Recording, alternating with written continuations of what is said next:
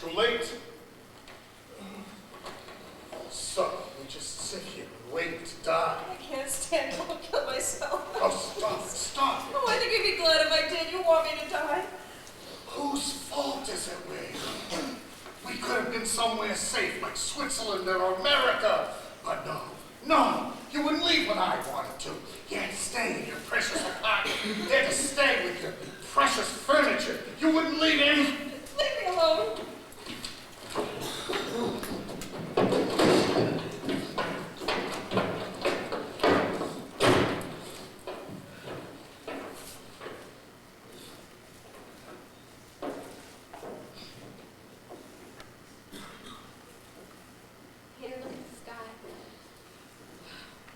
Lovely day.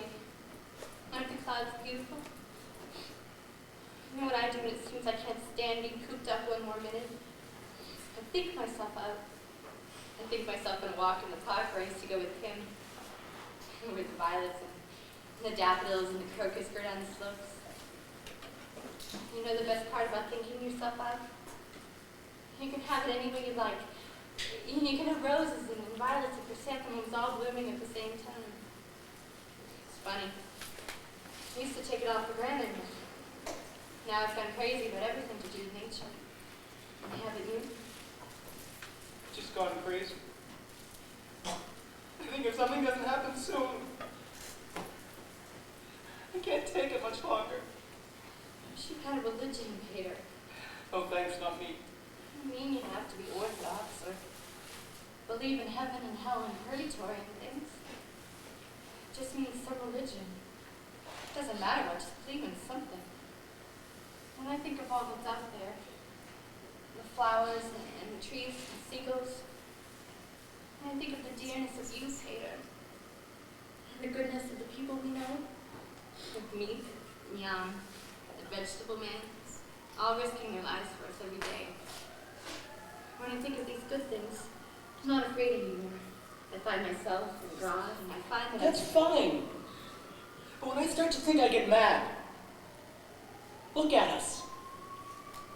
Trapped here for 2 years, not able to move. Caught here. Just waiting for them to come and get us. And for what? I'm not the only people who've had to suffer here. There've always been people that have had to. Sometimes one race, sometimes another. Doesn't make me feel any better. I know it's terrible trying to have no faith when people are doing such horrible. You know what I sometimes think?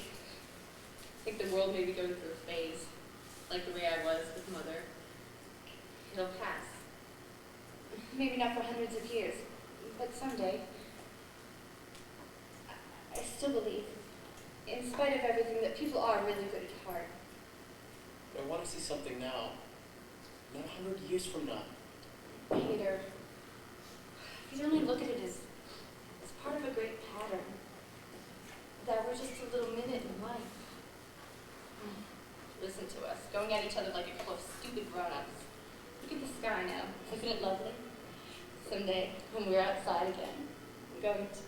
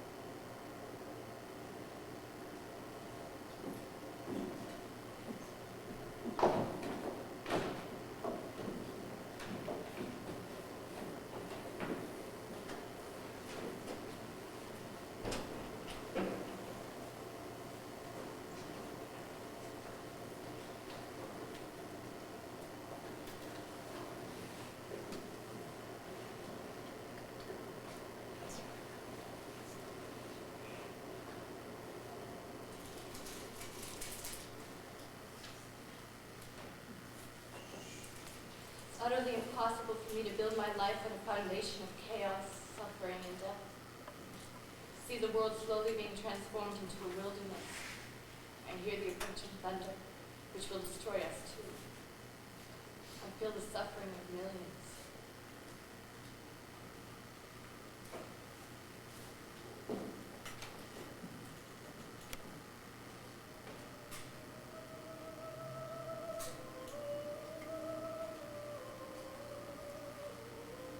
Meet Geese worked with 3 fellow employees to aid the 8 people in hiding.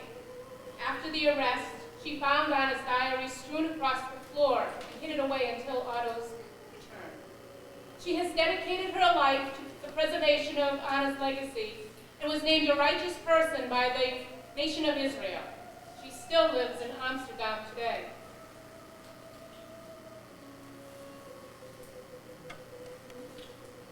Fritz Pfeffer, known as Alfred Duzel, died on December 20th, 1944, at the Neuengamme concentration camp. He was survived by his fiancée and a son.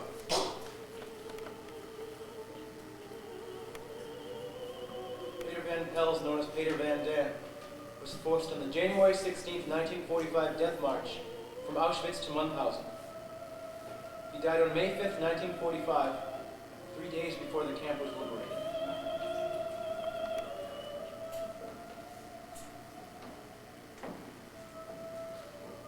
Herman von Pels, known as Herman von Dahn, was the first of the group to die.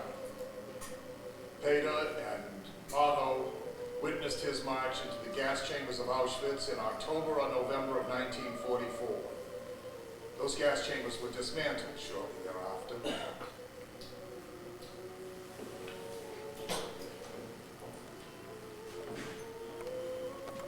August von Pels, known as Petronella von Dahn, was transferred from Auschwitz to Bergen-Belsen, from there to Buchenwald and then to Theresienstadt on April 9, 1945, and from there to another concentration camp.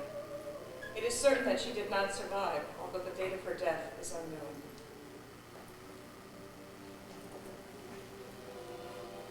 Margaret Frank was sent from Auschwitz to Bergen-Belsen with Anna.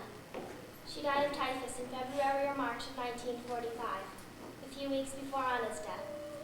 Their bodies are probably buried in one of Bergen-Belsen's mass graves.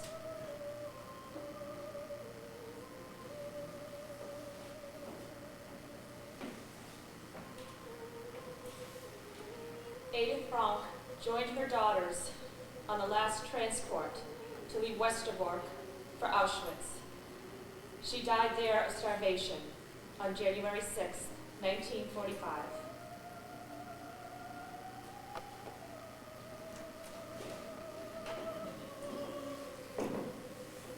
Otto Frank was the only one of the 8 to survive the concentration camps. He returned to Amsterdam on June 3rd, 1945. After learning of Anna's death, he published the first 1,500 copies of the diary in Holland in 1947. In 1953, he married a fellow survivor and was instrumental in opening the Anna Frank House in Amsterdam in 1960. He died on August 19, 1980, at the age of 91.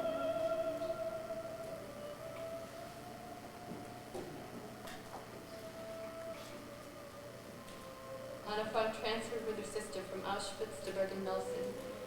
There she encountered a friend known as Haneli, who later described their meeting. It wasn't the same Anna. She was a broken girl.